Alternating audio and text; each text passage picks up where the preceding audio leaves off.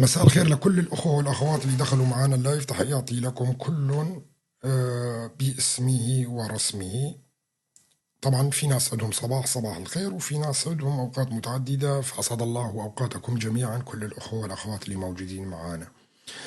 طبعا في مقابلة هامة للغاية من صحيفة المينيتور الأمريكية مع المبعوث الأمريكي إلى سوريا. راح نقرأها ونقوم بتحليل بعض النقاط الأساسية والهامة للغاية فيها. طبعا المقالة طويلة، وبعدين ندخل في شرح أمور هامة جدا تجري على الخريطة السورية الآن، ونتحدث عن مستقبل سوريا بشكل عام أيضا. طيب، الولايات المتحدة تعتقد أن الشرع معرض لخطر للاغتيال، يقول السفير، كما يقول مبعوث ترامب. يقول أن الولايات المتحدة تعتقد أن أحمد الشرع في سوريا معرض لخطر الاغتيال. طبعا اللي متابعني ولفترة طويلة جدا وعدنا هذا الكلام، شرحنا أنه أحمد الشرع هو عميل أمريكي بريطاني. في مناسبات عديدة تحدثنا عن أحمد الشرع بأنه هو أساسا عميل بريطاني وجاء لتنفيذ مشروع في سوريا، وهذا الكلام ما بدي أخوض في مرة أخرى بشكل مفصل. بس رح أعطي بعض الأمور التاريخية للموضوع تماما. وخلال السنوات اللي فاتت، الأخوة اللي كانوا متابعيني، كل مرة كنت أقول لكم جماعة الشرع ذهبوا مثلا إلى قاعدة حميميم، وذكرنا هذا الموضوع كتير. وجماعة الشرع يستقبلون وفد بريطاني موجود في إدلب بوقتها. تحدثنا عن وفد الأوكراني. وقبل 6 أشهر تقريبا من سقوط نظام بشار الأسد وإعطاء الضوء الأخضر للشرع، زار وفد من الكونغرس الأمريكي أيضا إلى إدلب، وتتذكروا هاي الحادثة. طبعا دائما أنا كنت بقول لكم لا تهجموا على أبو محمد الجولاني، لأنه أبو محمد الجولاني هو عميل بريطاني وجاي ينفذ مخطط غربي في المنطقة كلياتها. وحتى في أحداث الساحل فسرت لكم أنه الجرائم اللي حصلت في أهل الساحل، ورح أرجع أفسرها مرة تانية سببها. شوفوا، أبو محمد الجولاني كان عنده عدة لقاءات مع نظام بشار الأسد في قاعدة حميميم، واتفقوا على أمور كبيرة جدا. وبشار الأسد كان عارف أنه ما قادر يستمر في الحكم في سوريا، فاتفق مع جماعة الجولاني على تبييضه. فأخذ آخر لقاء كان موجود في قاعدة الحميميم 6 شهور قبل سقوط بشار الأسد، وأعطى فرصة 6 أشهر لنظام بشار الأسد أنه ينظف نفسه والسجون اللي موجودة. شو صار بالسجون؟ المعتقلين، الأمور احنا شفنا ما طلع من سجن صيدنايا إلا 400 واحد فقط، وهذا كان بالتوافق مع المخابرات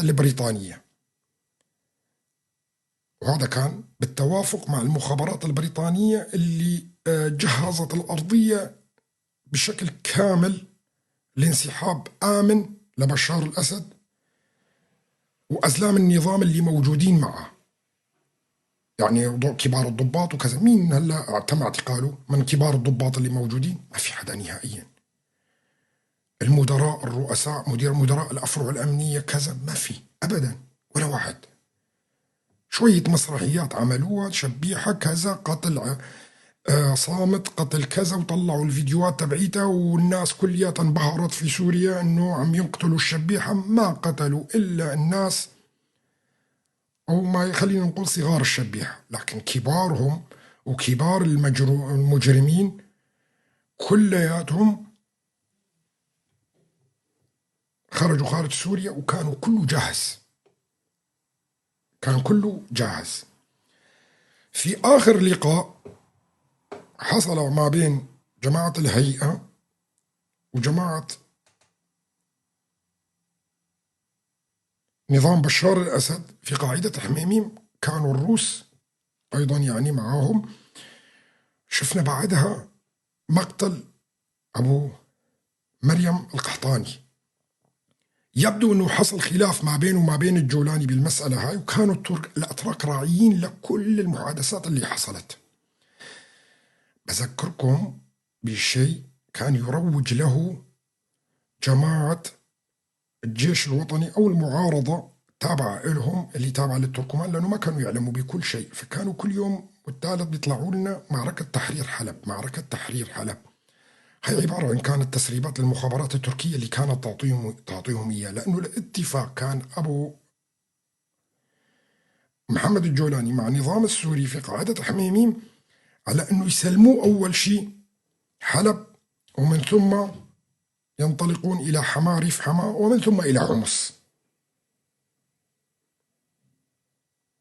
وفعلا جرت الخطة كما مرسوم إلى تماما. فالخطة هاي كانت قديمة موضوعة، لكن كانت هي تسريبات، هي تسريبات من الهيئة أنه في معركة لتحرير حلب، بس ما كانوا عارفانين الخطة كلياتها شو هي، شو اتفق أبو محمد الجولاني مع بشار الأسد في قاعدة حميميم.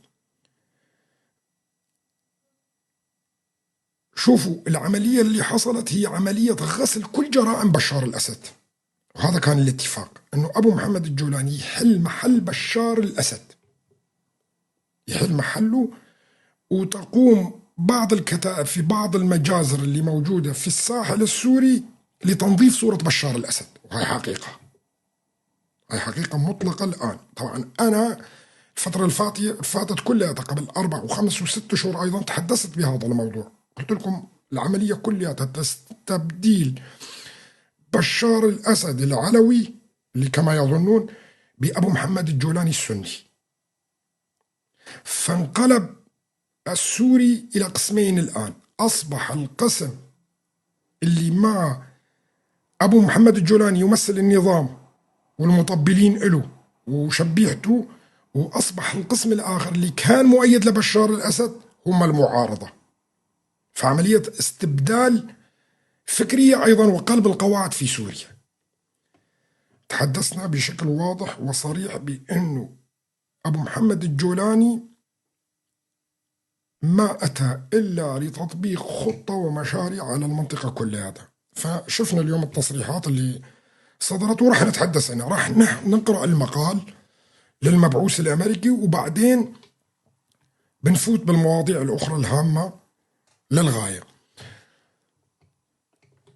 يقول مبعوث أو السفير الأمريكي إلى سوريا أو المبعوث إلى سوريا: الولايات المتحدة تعتقد أن الشرع في سوريا معرض لخطر الاغتيال. طبعا هذا قبل يوم كان مع ترامب قاعد، المبعوث الأمريكي من يوم أو يومين كان قاعد مع ترامب، وكان قبلها قاعد مع نتنياهو، وسافر من تل أبيب إلى واشنطن عشان تعرفوا.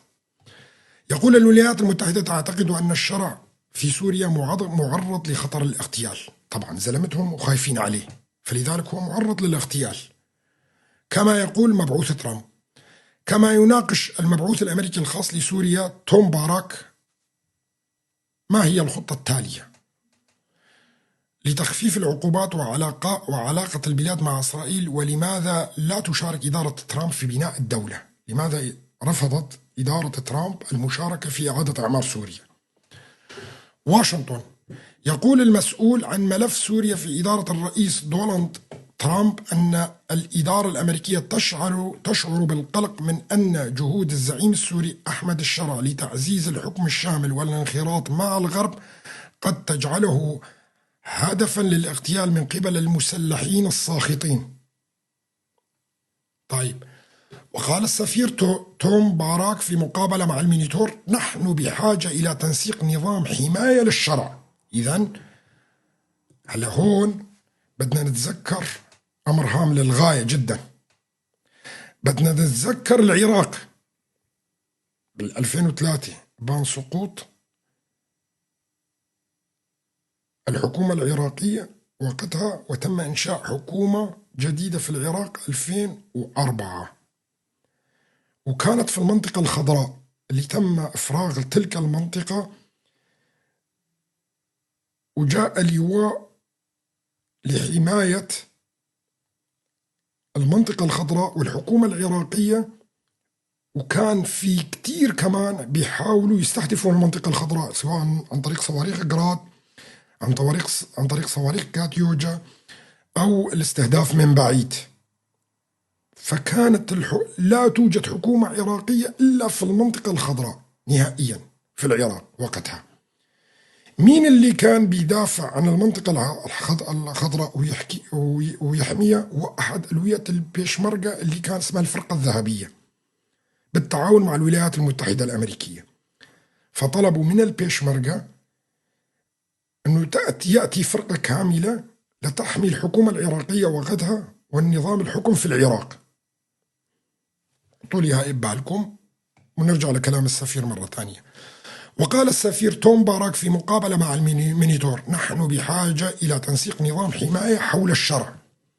وسلط باراك الضوء على التهديد الذي تشكله الفصائل المنشقة من المقاتلين الأجانب الذين انضموا إلى الشرع في الحملة الخاطفة التي أطاحت بالرئيس السوري السابق بشار الأسد في أوائل ديسمبر. وبينما تعمل القيادة الجديدة في سوريا على دمج هؤلاء المقاتلين الذين تم اختبارهم في المعارك في جيشها الوطني، يتم استهدافهم للتجنيد من قبل جماعات مثل تنظيم الدولة الإسلامية داعش. وقال المبعوث الأمريكي: كلما طال الوقت الذي يستغرقه جلب الإغاثة الاقتصادية لسوريا، كلما زاد عدد الجماعات المنقسمة التي ستقول هذه فرصتنا للتشويش. وقال باراك: نحن بحاجة إلى ردع أي من هؤلاء المهاجمين الأعداء المحتملين قبل أن يصلوا إلى هناك، مضيفا أن ذلك سيتطلب تعاونا وثيقا وتبادلا للمعلومات الاستخباراتية بين حلفاء الولايات المتحدة الأمريكية بدلا من التدخل العسكري. من هم حلفاء الولايات المتحدة الأمريكية في سوريا؟ ومن هو الذي سيقوم بحماية الشرع وحكومته شخصيا؟ وضربت لكم المثل في العراق قبلها لحتى أنتم تستنتجوا شو بده يصير.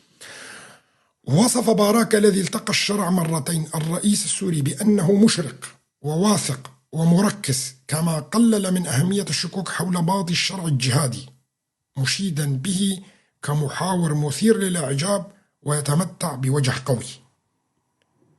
وقال باراك: أنا متأكد من أن مصالحنا مصالحنا ومصالحها هي نفسها، ومصالحه يعني هي نفسها اليوم تماما. يقول: مصالح الولايات المتحدة الأمريكية ومصالح الشرع هي نفسها تماما، وهي تحقيق نجاح مثل ما فعل في إدلب لبناء مجتمع شامل وفعال يكون إسلاما ناعما، يعني يتحول من الإسلام المتشدد إلى الإسلام الذي يعني يعجب الولايات المتحدة الأمريكية ليسميه إسلاما ناعما.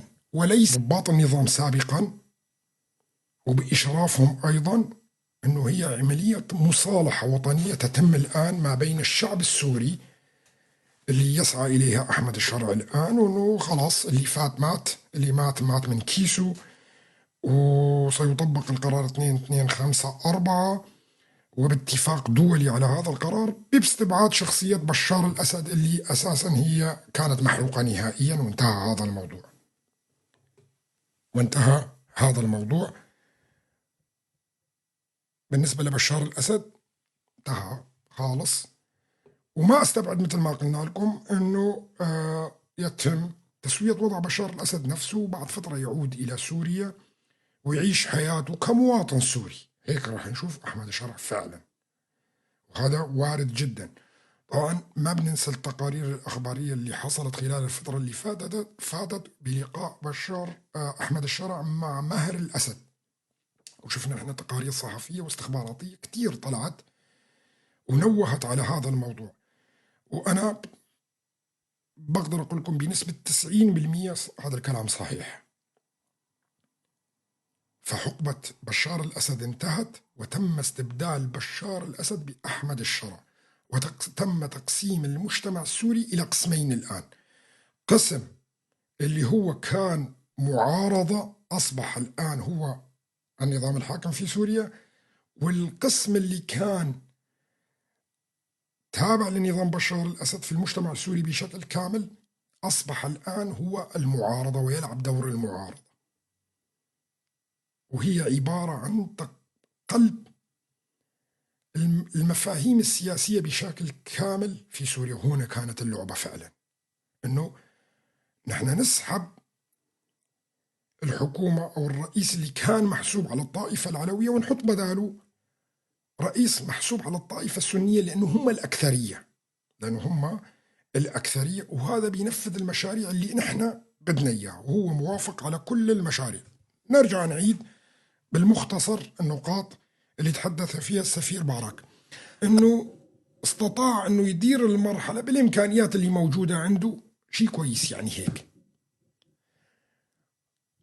الشرع وحكومته لا شيء يديرون الوضع بأفضل ما يمكن في ظل هذه الظروف، وكان لهؤلاء الأشخاص احتراما كبيرا لقدرتهم على استغلال ما لديهم من الموارد والحفاظ على رباطة جأشهم، وفي وقت يسعى فيه الجميع لإشعال الحرائق ونسبها إليه. يعني هنا بيبري أحمد الشرع من الأحداث اللي حصلت في الساحل، هو في الذكاء يبري أحمد الشرع من كل المجازر اللي حصلت في الساحل بإخواننا العلويين، لأنه أساسا الطبخة من الاثنين، أساسا الطبخة من أحمد الشرع ومنهم هم نفسهم أيضا الغرب، بأنه إيش يورطوا الكتائب التركمانية وكتائب الجيش الوطني أو ما يسمى سابقا الجيش الحر في الجرائم هاي، ويطلعوا أحمد الشرع كأنه هو ما له علاقة بهذا الموضوع، فيحطوا هؤلاء في قوائم إيه أبو الياس إخواتي واعتز بهم، الأخوة العلويين، نعم إخواتي واعتز بهم، اللي ما شارك بالدم وما له علاقة وانقتل طبعا بعتبرهم إخواتي وأعز أيضا. على كل، فأحمد الشرع هو مشارك بالأساس في إيش؟ في توريط قادة الجيش الوطني بالمجازر اللي حصلت في الساحل، وهي كانت ضربة معلم، فعلا ضربة معلم. يعني يقول للسنة بوقتها أنه أنتم كمان انتقمتوا وانتهى خلاص، وندخل الآن نحن في مرحلة سلم أهلي، ويتخلص فيها من الكتائب الجيش الوطني وكتائب وقادته اللي وضعهم في قوائم الإرهاب، واللي راح تتوالى عليهم العقوبات أكثر وأكثر، ومضطرين أنه خلاص انتهى مستقبلهم السياسي. هو نهى مستقبل السياسي لفهيم عيسى وأبو عمشة وسيف أبو بكر، هم هدول ثلاثة القادة التركمان الأساسيين اللي كانوا موجودين في الجيش الوطني. فانتهت الكتائب التركمانية بشكل كامل، وبالإضافة إلى الكتائب الأخرى اللي موجودة بالأساس، يعني مثل الشرقية هذا أبو شقرة وغيره أساسا موضوعين في قوائم الإرهاب، وهدول لازم يستبعدوا بشكل من سوريا الجديدة.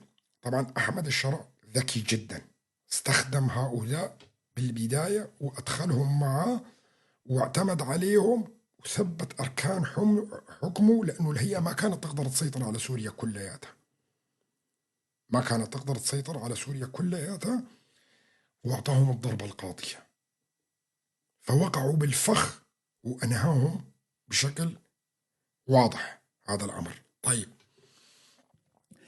المبعوث الأمريكي الخاص إلى سوريا، قرار ترامب برفع العقوبات كان عبقريا، ولا توجد شروط مقابل ذلك. نحن لا نفرض إملاءات، لا نضع شروطا، ولا نقوم ببناء دول، لقد فعلنا ذلك من قبل ولم ينجح أبدا. يعني احنا ما راح نبني لهم دولته، ما راح يبني لأحمد الشرع دولته، ولا راح يفرض عليه عقوبات، وما في شروط، لأنه أساسا وافق على كل الشروط انتهت. هذا دليل أنه أحمد الشرع وافق على كل شروط الولايات المتحدة الأمريكية: السلام مع إسرائيل، الانضمام للاتفاقات الإبراهيمية، الاعتراف بالأقليات الموجودة في سوريا، القضاء على الحركات الفلسطينية اللي موجودة، وتقسيم سوريا إلى لا مركزيات. تقسيم سوريا إلى لا مركزيات. هل لا مركزيات هاي إلى أشكال طبعا، فيدراليات، ما فيدراليات، كونفدراليات، حكم ذاتي، ذاتيات، كل هذا اسمه لا مركزية. فوافق على الشروط كلياتها، طرد الأجانب طبعا هي أساسية، وافق على الشروط وانتهت المسألة. فلا يوجد شروط أمريكية الآن، انتهت.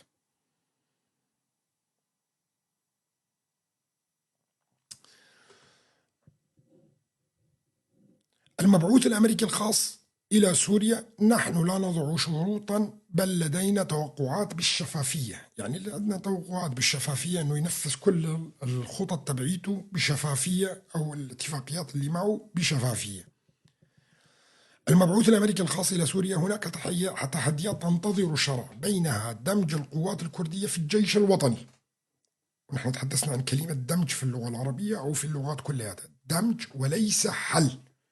هلا لو قايل انه حل قوات السورية الديمقراطية وانضمام عناصرها للجيش، هذا كلام كان راح يكون خطير. بس عن دمج، يعني دمجها يعني تكون هي كتلة دمج يعني خلط. لا، دمج يعني تكون كتلة وتحطها بالجيش السوري، كتلة محافظة على نفسها، مو خلطها. كان حلها وبعدين ضمها كأفراد. هذا هو معنى الدمج عزيزي.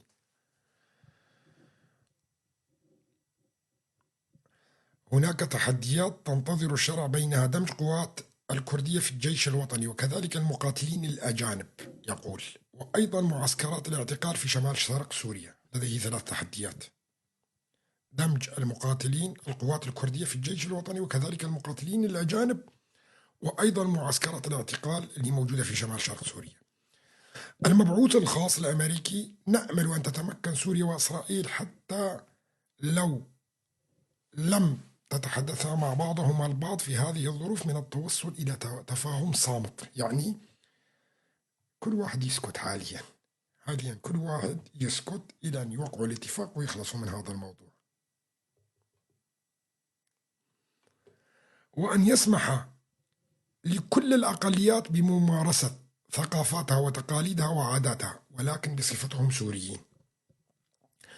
المبعوث الأمريكي الخاص إلى سوريا: هناك هدفنا الرئيسي إزالة العوائق أمام تعافي سوريا اقتصاديا، يقول، حتى تتمكن دول الخليج وتركيا والسوريين أنفسهم من التدخل لإحداث مؤشرات ملموسة على التقدم، مسألة إعادة الأعمار وما إعادة الأعمار وغيرها. المبعوث الأمريكي الخاص إلى سوريا: هل تريدون القدرة على بناء أمتكم بأنفسكم؟ هو يقول: تفضلوا، كل ما نقوم به هو إزالة القيود. يعني كل ما تقوم به الولايات المتحدة هو سيكون إزالة القيود التي تمنع تدفق الأفكار الجديدة والأشخاص الجيدين للمساعدة فقط، فهي لن تقدم شيء.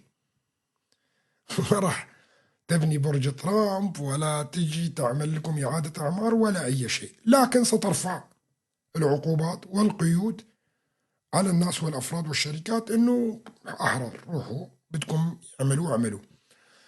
المبعوث الخاص إلى سوريا: ما نقوم به هو أغراق الساحة بالأمل. شو يعني أغراق الساحة بالأمل؟ يعني بيع الشعب السوري الوهم. نعم، عم يبيع الشعب السوري الوهم. يعني نحن شغلتنا بس نبيع الشعب السوري الوهم. ما نقوم به هو إغراق الساحة بالأمل، حتى وإن لم يحصلوا السوريين بعد على المزيد من الماء والكهرباء. يعني مشكلة سوريا كلياتها اختزلها بمشكلة الماء والكهرباء. يعني احنا السوريين ما عندنا مشكلة نهائيا، عندنا مشكلة بس بالمي والكهرباء، أما مشاكل تانية ما عندنا نهائيا، ومشاكل أخرى ما عنده أحمد الشرع. فإنهم يرون مولد كهرباء قيد الإنشاء. يعني إذا السوريين شافوا مولد كهرباء قيد الإنشاء، هذا يعطي أمل. وفي هذه المرحلة قطرة أمل واحدة أقوى من خزان مليء بالواقع السيء، يقول. يعني يقول لك خليهم، يعني هي عم يتكلم فيها على تركيا والمشاريع القطرية اللي حصلت الآن، والمشاريع الوهمية والعقود الوهمية، أنه إذا شافوا مولدة كهرباء عم ينشئوها، سوريين راح يفرحوا ويصير عندهم قطرة أمل، فراح يغطي على كل الواقع السيء اللي موجود عندهم. لكن أول نقطة، أهم نقطة اللي تحدث فيها، شو بيقول؟ إدارة ترامب قلقة من أن جهود الرئيس السوري أحمد الشرع لتعزيز الحكم الشامل والانفتاح على الغرب قد تجعله هدفا للاغتيال من قبل فصائل مسلحة ناقمة. وهذا لوحده تصريح مو طبيعي أبدا. أحمد الشرع مهدد بالقتل. طيب تتذكروا تصريح روبيو وزير الخارجية الأمريكي في الكونغرس الأمريكي اللي يتحدث بأن سوريا على شفا حرب أهلية خلال الأسابيع اللي قادمة إن لم تتصرف الولايات المتحدة بشكل سريع. وهنا المبعوث أو السفير قابل ترامب وبيقول لك أن الولايات المتحدة لن تتدخل. إذا نحن ذاهبين إلى إيش؟ بالحالة هاي إن صدقت أقوال روبيو وأقوال السفير باراك، إذا سوريا ذاهبة إلى حرب أهلية لا محالة بالحالة هاي. وأنا قلت لكم عندما يكتشف كثير من الكتائب الإسلامية وكتائب اللي كانت محسوبة على الجيش الحر أو الجيش الوطني باللي عم عملوا أحمد الشرع، وهدف أحمد الشرع سوف يقوم بالانقلاب عليه بشكل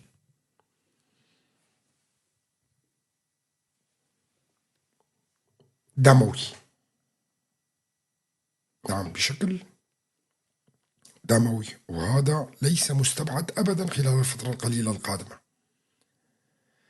طبعا كثير من الناس اللي مثل ما قلت لكم ما بيهمه أنه أحمد الشرع فقط هو عربي سني جاء من بدل بشار أسد، نظف بشار الأسد، باع جولان السوري، باع القنيطرة، باع السويداء، باع درعا، باع شرق الفرات، باع وين ما يكون. المهم أنه أحمد الشرع سني. هو أساسا أحمد الشرع ما أنه لا عربي ولا سني أيضا، وهذا ما راح تكتشفوه بعد فترة، وراح تكون الصدمة الكبرى أنه أحمد الشرع بالأساس ليس عربي ولا سني أبدا.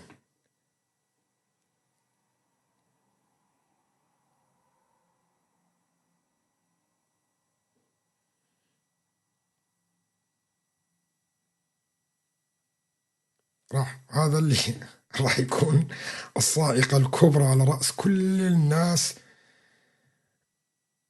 وطلع شوفوا ما زيارته إلا ذرعه، وعلى أساس أنه زار عمته، هذا لا كانت وهم، ويثبت للناس أنه هو سوري ومن درعا، وهاي لا عمته ولا تقرب له. وهذا فيلم، وطلعوا الفيديو تبعه لحتى فقط يظهروا للناس انه هو فعلا من درعا وهو سوري وهو عربي وهو سني. كارثة، صح ولا لا؟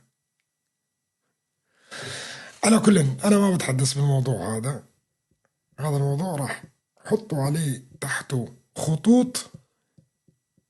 خطوط طويلة وعريضة جدا، راح تتذكروها بفترة ما بعد الخازوق.